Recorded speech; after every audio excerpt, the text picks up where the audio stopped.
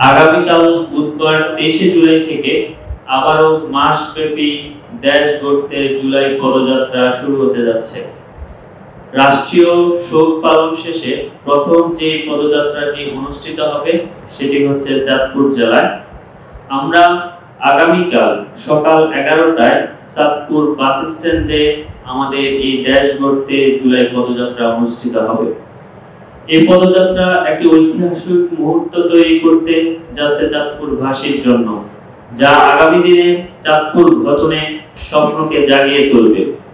এই পদযাত্রায় উপস্থিত থাকবেন 24 জুলাই গণ অভ্যুত্থানের অন্যতম নায়ক নাহিদ ইসলাম, আরো উপস্থিত থাকবেন জুলাইয়ের আরেক বিপ্লবী নেতা হাসনাত আব্দুল্লাহ, এছাড়াও উপস্থিত থাকবেন সার্জিস আলম, নাসিরউদ্দিন পাটোয়ারি, ডাক্তার তাসনিম জারা, সামান্তা শারমিন সহ কেন্দ্রীয় অন্যান্য নেতৃবৃন্দ।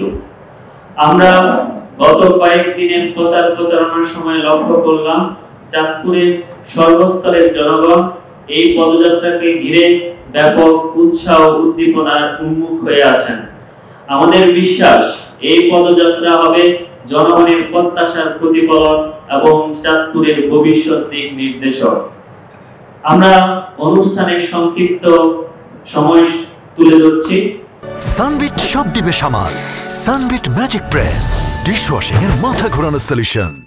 আমরা সকাল 9টায় শহীদ পরিবারের সাথে সৌজন্য সাক্ষাৎ করব। এটি হবে সার্কিট হাউসে গেস্ট রুমে। সকাল 11টায় অনুষ্ঠিত হবে চাঁদপুর বাস স্ট্যান্ডে পথসভা। দুপুর 1টায় হাজীগঞ্জে শহীদ আজাদ চত্বরের উদ্বোধন করা হবে। বিকাল 2টায় দোয়াবাঙ্গায় পথসভা অনুষ্ঠিত হবে। আমরা আপনাদের মাধ্যমে এই গুরুত্বপূর্ণ আয়োজনের বার্তা জনসাধারণের কাছে পৌঁছে দিতে চাই। আপনারা সংবাদপত্র, টেলিভিশন ও ডিজিটাল মাধ্যমে এই কর্মসূচির খবর প্রচারে সহায়তা করবেন বলে আমরা আশাবাদী।